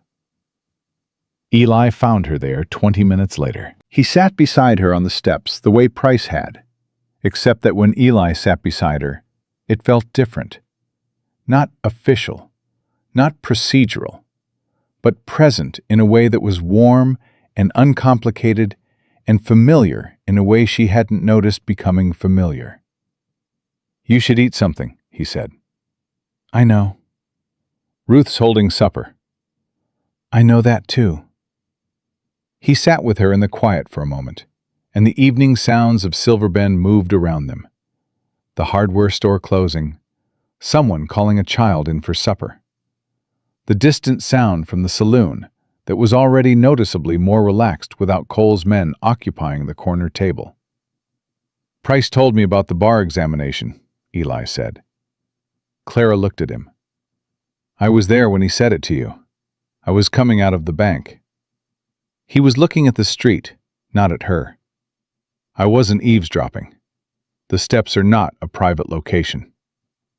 "I know." "What are you going to do?" Clara was quiet for a moment. "I don't know yet. I've been too busy today to think about anything past today." She paused. "What do you think I should do?" He turned to look at her then, and there was something in his face that was open in a way she'd seen it get open very rarely. Not the careful, measured expression he used for most things, but the one underneath it, the one that had been visible for a moment at Price's hotel when she'd mentioned the Gruber case, and briefly at the fence when he'd read Homer Bell's documents. "I think," he said, "that you walked into Silver Bend 3 weeks ago, and in that time you identified a 6-year fraud operation, built a federal case from inside the fraudster's own records, rode 40 miles through the night to put it in front of the right judge, and restored 15 families' claim to their land." He paused. "I think whatever you decide to do next, it's going to be something that matters. Because that's apparently what you do." Clara looked at him for a moment. That's not an answer to the question. "No," he said, "it's not." He was quiet. Then, "I'd like you to stay in Silver Bend." The words were quiet and direct, and entirely without performance, the way all of Eli's important words were, and Clara felt them settle somewhere in her chest with the particular weight of things that are true. "That's still not an answer to the question," she said. "I know. I'm working up to it." He turned his hat in his hands. "The bar examination thing. If you studied for it and passed it, you could practice law, right here in this territory. There's not a lawyer within 40 miles of Silver Bend who understands land fraud documentation the way you do. There'd be no shortage of work." He paused. "And I'd like you to be here while you do it." Clara was quiet for a moment. "Why?" He looked at her directly. "You know why." "I'd like you to say it." Eli was still for a moment, and she could see him doing what he did when something mattered, not avoiding it, but making sure the words were exactly right before he used them. "Because I've spent 2 years on a ranch east of town, talking myself out of caring about anything that could be taken away. And in 3 weeks, you've managed to make that position feel considerably less tenable." He paused. "Because you're the most capable person I've met in this territory. And you're honest in a way that's rarer than people understand.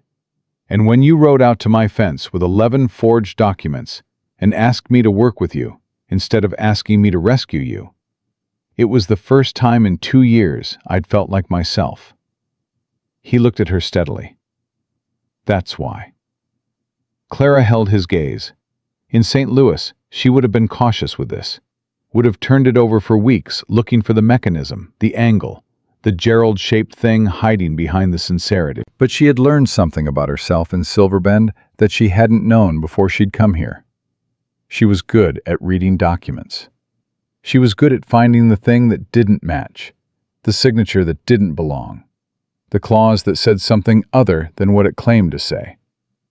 And Eli Calloway, in 3 weeks of close and honest observation, had not produced a single thing that didn't match.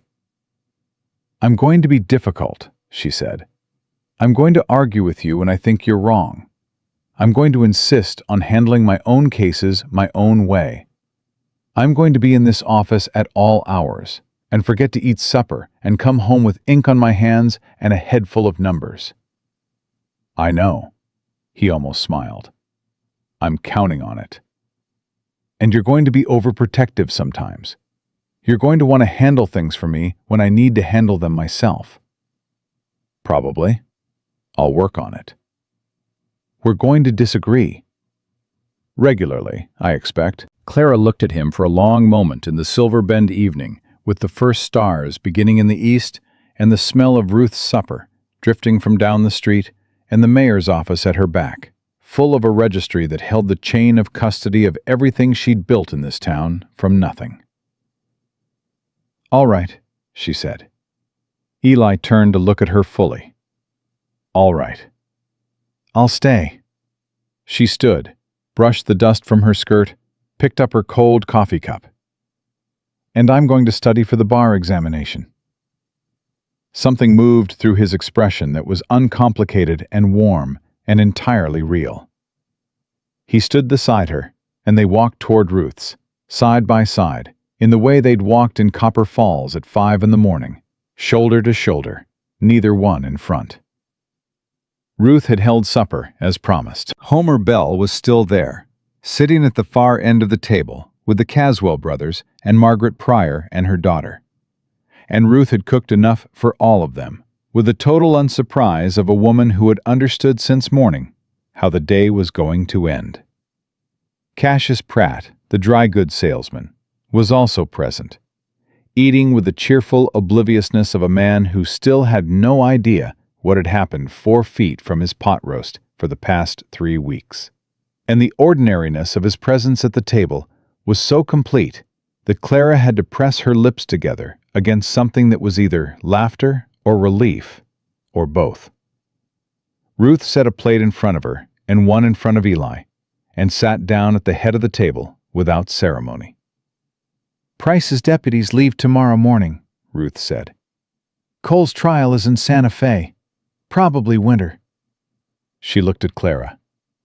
"What do you need between now and then?" "Access to the Cheyenne Law Library and a copy of the Territorial Bar Examination requirements." Ruth didn't blink. "I'll have the requirements by Friday. The library is going to take a letter." She reached into her apron pocket and set an envelope on the table beside Clara's plate. "I wrote it this afternoon. You just need to sign." Clara looked at the envelope, then at Ruth. "This afternoon." "While you were in the bank with Price." Ruth picked up her fork. "I've been waiting 3 weeks for you to catch up to where this was going." Homer Bell laughed at that. A real laugh, short and surprised. The laugh of a man who hadn't done it in a while and was slightly startled to find he still could. And something about that sound, simple and unguarded in Ruth Weston's kitchen on a Tuesday evening in Silver Bend, New Mexico Territory in the year 1878, made the whole impossible shape of it real in a way that courtrooms and depositions and midnight rides through Creek Country had not quite managed. Eli looked at Clara across the table, and she looked back at him, and neither of them said anything, because nothing needed saying. After supper, after the dishes, after Homer Bell and the Caswells and Margaret Pryor had gone back to wherever they were sleeping, that was not yet their own land but would be, and after Cassius Pratt had retired with his cheerful ignorance intact, Clara had stood at the kitchen window while Ruth dried the last of the plates, and thought about the woman who had boarded the stage in St. Louis with $43, and a conviction that she was done trusting too much. She hadn't been done trusting. She'd been done trusting blindly, done signing what she was handed without reading it, done loving in the dark when she knew how to read in the light. What she'd found in Silver Bend was not the absence of trust, but its correct form, the kind built from evidence, from careful observation, from showing up every day and doing the work, and watching what a person did when they thought no one was measuring. Gerald had stolen her name and her position and 2 years of her life, and she had come west to escape the wreckage of it. But the wreckage had made her. The 4 years at Whitmore and Cross had made her. The investigation and the courtroom and the cleared desk and the key that no longer worked. All of it had made her into the precise instrument that Warren Cole's precise crime had required. She had not survived Gerald in spite of who she was. She had survived him because of it. And then she had carried what she'd survived into a county clerk's office in New Mexico Territory, and used every piece of it to build something that restored 15 families to what was theirs. That was not a woman who needed rescuing. That was not a woman who needed a man to stand between her and the world. That was a woman who needed a partner who knew the difference, and had found one, at a fence on the East Road, in a man who'd read 11 documents in silence and handed them back and said, "Let's go to Price." Not, "Let me handle this." Not, "Leave it to me." But the simple and revolutionary, us. Ruth hung up the dish towel and looked at her. "You're going to be fine," she said. "You know that." "I know that," Clara said. And it was not a performance of confidence or a brave face worn over fear. It was simply true, the way documents were true. Verifiable, grounded in evidence, standing on its own. She signed Ruth's letter to the Cheyenne Law Library that night at the kitchen table, in the clean, precise hand of a woman who had always known how to write, and had spent 3 weeks in Silverbend learning what that knowledge was worth. The trial of Warren Cole opened in Santa Fe 4 months later, on a gray November morning, and when the prosecuting attorney called his first witness, Clara Ashford walked to the stand in a room full of men who had read Cole's telegram about St. Louis and believed it. And she put Homer Bell's original contract on the rail in front of her, and the forged modification agreement beside it, and looked at the jury with the clear, direct gaze of a woman who had nothing to hide and everything to prove, and 12 years of professional experience in exactly this kind of room. And she said, "Here is what was done. Here is how I know.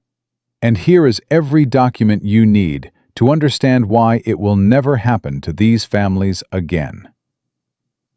Cole was convicted on 14 of 15 counts. The railroad, as Eli had predicted, issued a public statement distancing itself from Cole's methods and expressing confidence in the territorial land registry process, which was the kind of thing institutions said when they had decided it was cheaper to face forward than backward. Judge Price wrote a letter to the New Mexico Territorial Bar Examination Committee that Clara did not read until after she had passed the examination on her own merits, and which she subsequently framed and hung in the office she opened on Silverbend's Main Street in the spring of 1879, not because she needed the endorsement, but because it was a record, and Clara Ashford had always believed in the importance of keeping accurate records. Homer Bell got his land back in February. He came to her office to tell her in person, turning his hat in his hands the way men turned their hats when they were feeling something they didn't have words adequate to. He said, "I hear you passed the lawyer examination." And she said yes. And he said, "Good, because I reckon this territory could use one who knows what an X looks like when it's real." She thought about that for a long time after he left. She thought about the woman who had pressed her forehead against a cold window in St. Louis, and decided she was done. Done being used. Done being the readable instrument of someone else's fraud. Done. What she understood now, on the other side of Silverbend and 40 miles of creek trail and a federal courtroom in Santa Fe, and an office with her name painted on the window in black letters that caught the morning light, was that done had never been the right word. Not done. Finished with one thing. Ready for the next. Eli came by the office at noon with 2 plates from Ruth's and set one on her desk without asking, because that was what they did, had done for months. The daily, ordinary texture of a partnership built from the ground up, out of shared work and honest disagreement, and the revolutionary practice of 2 people who had both been failed by the systems that were supposed to protect them, deciding to build something better instead. She looked up from the document she was reviewing, a water rights dispute, 3 families, the kind of case that required exactly the kind of careful reading she had been doing since before she understood what it was worth, and looked at him across the desk, this man who had stood beside her and not in front of her at every moment that had mattered, and felt the simple, specific rightness of it. "Eat," he said. "In a minute. Come look at this." He came around the desk and looked at the document and said, "The date on the survey filing is wrong," immediately, because 2 years of watching her work had taught him what to look for, and she said, "I know, that's the problem." And they bent over it together in the afternoon light of the office on Silverbend's Main Street. 2 people doing the work, equal and unhurried, building the case the only way it had ever been built. One document at a time, one truth at a time, in the clean and sufficient light of everything they had both survived to get here. A woman who had been told her entire life that what she could do was too much, or not enough, or the wrong kind of thing entirely, had come west with $43 and the ability to read. And she had read her way to freedom. Not the freedom of escape, but the harder and more permanent kind. The freedom of a life built on the full use of everything she was. That was what love looked like when it was done right. Not rescue. Not ownership. Not the slow erasure of one person into the shape another person preferred. Just two people, side by side, doing the work, and the work being better for both of them being there. Clara Ashford had ridden into Silverbend, running from a man who had used her ability against her. Clara Ashford, attorney at law, Silverbend, New Mexico Territory, 1879, had used that same ability to build everything that mattered, and she would use it every day for the rest of her life, and no one would ever take it from her again.